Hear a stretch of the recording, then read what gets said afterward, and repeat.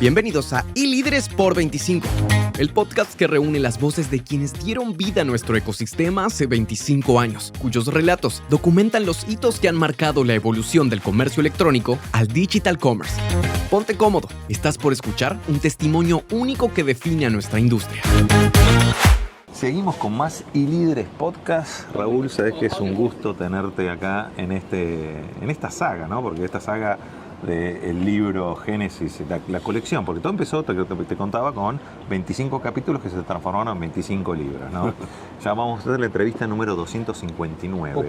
Entonces, uno cuenta en estos 25 años, cuenta con todo ese bagaje hablábamos de lo no indexado, porque lo que está en tu cabeza, que no lo escribiste, no está indexado, así que hay que contarlo, para que los que están del otro lado, en estas entrevistas de iLíderes por 25, sepan cómo llegamos hasta este momento de 25 años del ecosistema del digital commerce, que no fue algo de evolución espontánea, fue un trabajo muy arduo. ¿Y vos te imaginabas que íbamos a estar hablando de 25 años? Difícil, no, en ese momento, no, es que pasa muy... Por un lado sí, porque pasa tan rápido las cosas, pero realmente 25 años es un número, es un número. Y en estos 25 años que vos empezaste, y yo siempre te digo, vos sos uno de los activos de nuestra industria ecosistema, ¿cómo empezó el Raúl digital, ¿no? ¿Cuándo fue tu primer digital? No, porque vos venís del predigital, ¿no? ¿Cuándo empezó tu primer contacto con la tecnología que dijo, que fue para vos decirte, este es mi... viste como dice Mandalorian, this is the way, este es mi camino? Bueno, muy, muy sencillo si se quiere. Yo incluso cuando me toca, dar clases a la que vos ya sabés que mi actividad académica es muy intensa, yo les digo a la gente, yo soy un contador actuario, ¿no? Contador por estudio. Sí. Sin embargo, desde el punto de vista profesional, yo soy un contador renegado, sí, aunque nunca arrepentido, por lo que me permitió entender. Tuve la suerte de que a los pocos años de haberme recibido, me recibí muy joven, tuve una beca en los Estados Unidos, en Ohio State University, en donde resulta ser que era un seminario o una actividad de posgrado para gente latinoamericana, y que incluía un curso en inglés para los que no se manejaban bien el idioma a la mañana y el curso propio sobre planificación, etcétera, a la tarde. Y yo aproveché los cursos del tiempo de la mañana, porque yo dominaba inglés, para tomar cursos en la universidad. ¿Y qué aproveché? Tomé un curso de investigación operativa y un curso de programación Fortran, para que la gente entienda los años de antigüedad. O sea que mi primer enfrentamiento, digamos, con la parte digital fue aprender Fortran. Pero venías de la parte de ciencias económicas. De ciencias económicas, no hay nada que ver. No venías de la parte de, si querés, de exactas o matemática. No, de ciencias. Porque ya en esa época ya tenías, porque estoy imaginando, estaba la UTN. Sí, pero ya estaba la UTN y estaba la carrera de sistemas. Claro, pero yo había hecho, con la carrera de contador, había hecho en paralelo la carrera de licenciado en administración. Sí. Y eso me encantaba, y así como lo otro me parecía realmente que me aburría, de lo cual tomé una decisión. En realidad, mi primera oportunidad de trabajo me lo ofreció un profesor de la facultad, y que tenía un estudio muy grande y que me repartió parte del tiempo para hacer tareas de procesos y de organización, lo que se llamaba organización y método en su tiempo, y de auditoría. Ya eso me decidió a que yo no me iba a dedicar a eso, y ya me estaba orientando hacia procesos, y ya había además entendido claramente que más allá de lo que podía ser tecnología, el problema es que los tecnólogos no entendían que finalmente el problema de implantar sistemas tiene que ver con tecnologías y personas. Y procesos. Y procesos, perdón. Y procesos. Y procesos. O sea, ese trípode es totalmente yo diría, inclusivo. Es un triángulo, ¿te acuerdas? Estaba el triángulo de Sábato, ese es el triángulo de... Sí. Yo creo que de todo, porque todo se basa en procesos y personas, y la tecnología después, aparte, soporta todo eso. Y yo tenía la experiencia de que había genios que creaban programas de computación maravillosos, pero que luego no se lograban implementar, porque no contemplaban lo que conocemos como resistencia al cambio, o que no contemplaba la verdadera necesidad del usuario. Y eso me llevó a tener un cierto éxito, porque en realidad yo entendía lo que el negocio quería, y yo entendía cómo había que implementar o poner en marcha un sistema a pesar de que los genios estaban del otro lado. Y eso fue tu inicio como el Raúl piloto, ¿no? Exactamente. Entonces, porque esta, vos sabés que es un homenaje. Generalmente viajo con los grandes. Acá te estoy nombrando oficialmente. Cuando vean tus nietos, digan, esto se lo puedes mostrar a tu nieto. Es decir, el Ayrton Senna del Digital Commerce, que son nuestros pilotos, los que nos han permitido hoy estar en donde estamos. Así que, digamos, cuando volví de esa experiencia en la Ohio State University, que fue una experiencia tan valiosa como, por ejemplo, que mi esposa, que fue embarazada, tuvimos nuestra primera hija, que mi hija es americana, y tengo una experiencia de esas que uno diría que luché en su momento para que mi hija fuera argentina, y me movilicé hasta el consulado de Chicago para encontrarme con que la única posibilidad de que fuera argentina era que hubiera nacido en barco de mercante de bandera argentina o hija de diplomáticos. Sí. Hoy cuando cuando le he contado a mi hija me dice, pensar que si lo lograba te hubiera matado ahora. Bueno, es una anécdota, como digo yo, y creo que es parte de lo que la globalización está cambiando, ¿no? Claro. Porque está cambiando mucho. Pero yendo ahora para lo que son este desafío de génesis de un futuro digital, que es entender el pasado para dominar el presente y estar preparado a surfear las olas del futuro. ¿Cuáles para vos son los 3 momentum en estos 25 años que fueron esos cambios bisagras, eso yo le llamo terremotos, ¿no? De que se chocan las capas tectónicas y generan un gran cambio que genera un tsunami que cambia todo el ecosistema o todo el contexto, ¿no? Porque hemos tenido grandes cambios, pero ¿cuáles son para vos los 3 más importantes? Bueno, claramente, primero lo que podríamos llamar la revolución de la computación, que se produjo y además creció en la década del 60, del 70, que incluso eso fue... si querés es si querés, ecosistema digital. Claro. Pero, esa fue la primera, claramente. Después viene Internet. Explícame, porque es bueno, acordate que necesitas un material para el libro, ¿no? Tenés que tirarme, y nosotros en el libro lo que hacemos es, ustedes cuentan en primera persona y yo lo desarrollo en tercera persona. Bien. Porque es importante lo que está diciendo. Esto no empezó en el 99, viene con una capa anterior, que es toda la parte computacional, si queremos llamarla, que son de sistemas, que después, si querés, se potenciaron con la computadora personal, se democratizó, porque antes tener una computadora y tener capacidad de procesamiento no existía. Yo vengo de la época tarjetas. Del mainframe, de la época donde, como también hecho anecdótico, aparte de estar en la profesión, fui durante mucho tiempo quien trabajó para una firma que es ya desaparecida, que se llamaba Digital Equipment Corporation, DEC Digital, y que fue la creadora de la mini computadora. ¿Y qué era la mini computadora? Aquella computadora que podía sobrevivir en un ambiente sin refrigeración especializada. Bueno, increíble, también como anécdota interesante, Ken Olsen, que fue el creador de Digital, y que fue un equipo de mucha potencia, competía fuertemente con Hewlett Packard en ese momento, pero Digital era la reina, digamos, de los minicomputadores. Cuando llegó la época de los microcomputadores, Ken Olsen dijo, ¿a quién se le puede ocurrir tener una computadora en su casa? Y así fue como esa compañía, que fue tremendamente exitosa con la minicomputadora, terminó vendiendo su compañía a Compaq. Así que un genio como Ken Olsen, que creó la mini computación, fue incapaz de entender cómo venía la microcomputación. Sí, y tener en cuenta cómo fue evolucionando todo esto, porque vos ahí tenés, ¿te acordás antes?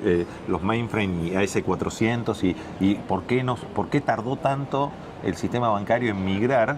Porque lo más robusto y lo más, si querés, confiable, y que mantenía un SLA de disponibilidad para todos los cajeros automáticos y toda la red bancaria, era algo simple, pero que logró mantenerse en el tiempo. Sí, así es.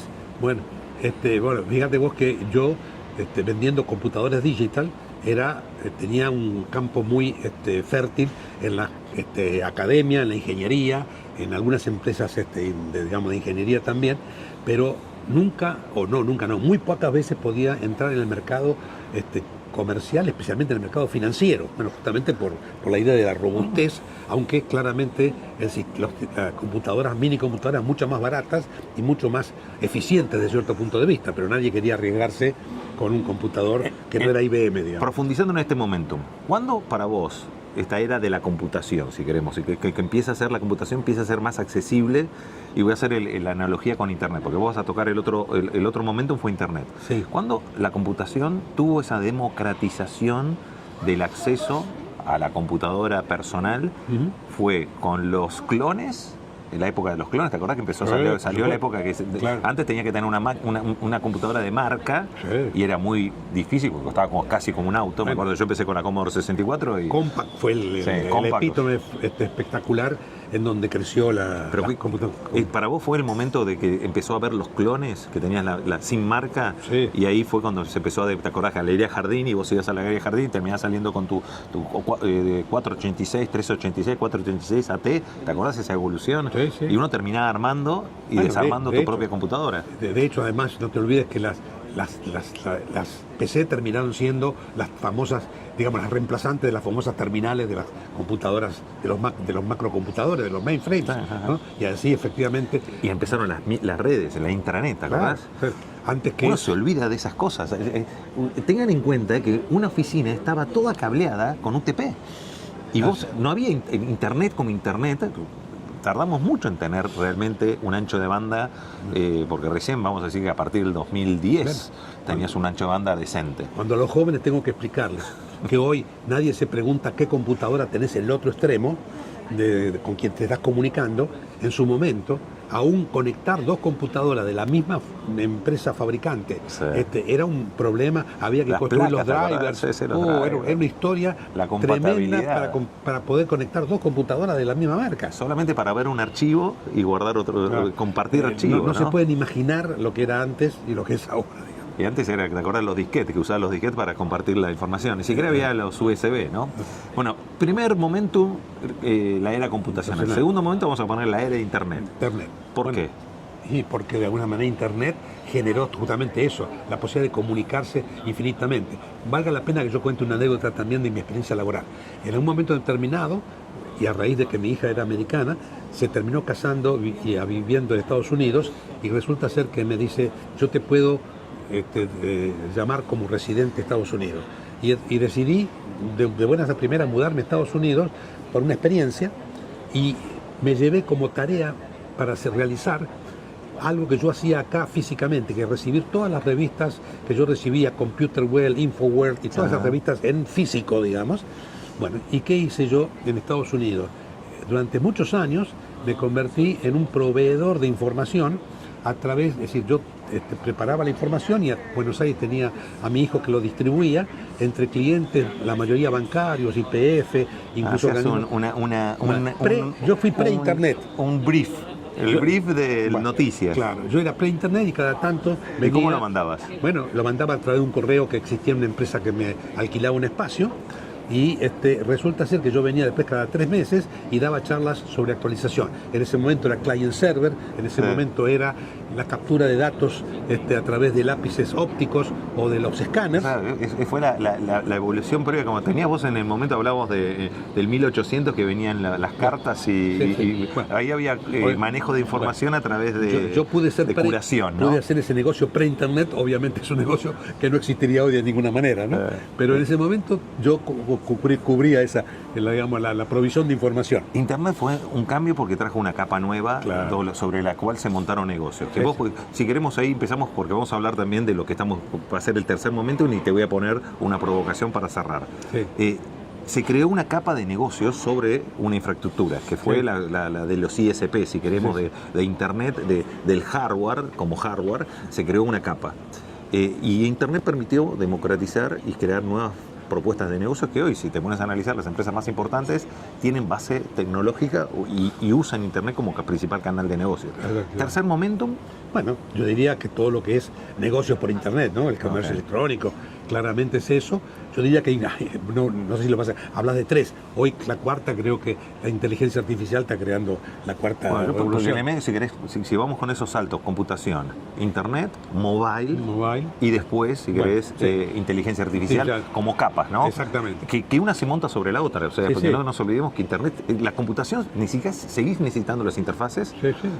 llámese device, que ahora vamos a hablar de estos devices, que tiene inteligencia artificial. Este que tengo acá, que es el Meta, el Ray-Ban Meta, que en el fondo son devices que tienen inteligencia artificial, y al igual que estos devices, porque este también es otro device que tiene inteligencia artificial, que te hace un resumen, que es el clásico, ¿viste? Otter, este es el Plug, que te hace resúmenes de todo lo que estás escuchando y te arma con inteligencia artificial, te cambia. Yo puedo estar escuchando una charla en inglés y me hace el resumen en español.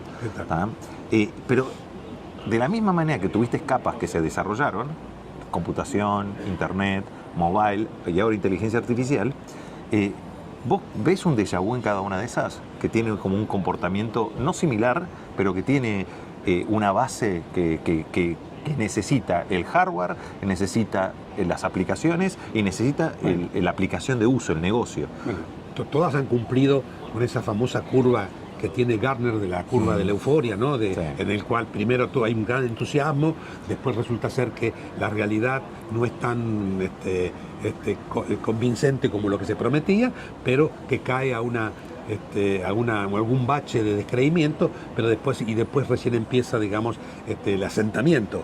Pero todas han pasado por esa etapa primero de escepticismo, luego de creerse que el mundo cambió definitivamente, luego darse cuenta de que las cosas no son tan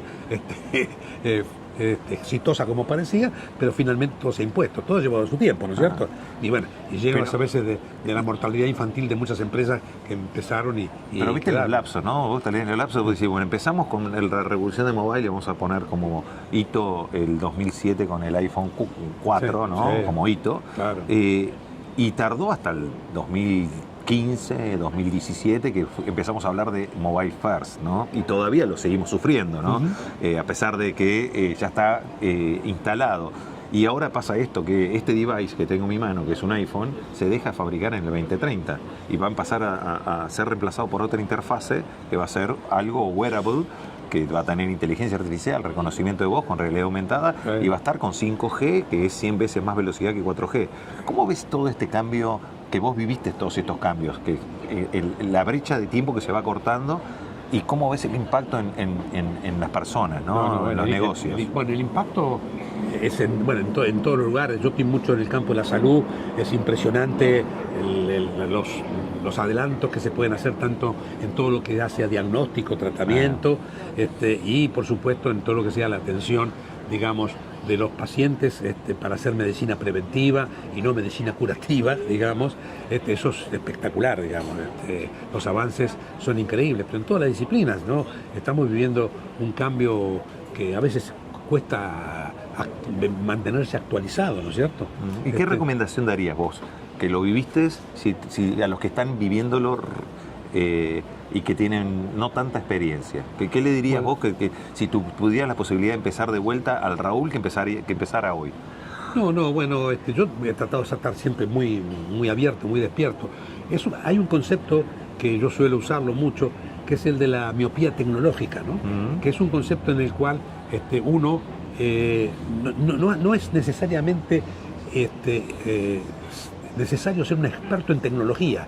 Lo importante es saber qué voy a hacer con la tecnología. Curarla, ¿no? Claro, qué voy a hacer con la tecnología y no perder de vista el usuario final, que es el customer, el cliente. Y entonces, básicamente, ahora... Eso es importante lo que está diciendo. Nosotros venimos hablando mucho que no importa la interfase, no importa el punto de contacto, el punto de venta, no importa la tecnología, cómo se llame, siempre va a haber una persona de carne y hueso de un lado, como oferta, que atiende si hablamos de la cadena de valor al consumidor final, a un consumidor que también es de carne y hueso. Así es. Por ahora. Sí. Entonces, después puede ser que tengamos el copilot, que sea la interfase, o el pilot, que sea el agente que va a comprar pero siempre el usuario final va a ser una persona de carne y hueso. Tarde o temprano es eso. Sí, de hecho, entonces para mí, evidentemente esto es un hecho que no se puede dejar de considerar. Entonces, de alguna manera, ¿qué implica la miopía tecnológica? Creer que porque uno sabe mucho tecnología ya dominó el mundo. No, el mundo se domina cuando uno logró que esa tecnología sea aplicable en un negocio, sea rentable y satisfaga, exactamente, haya un aporte de valor.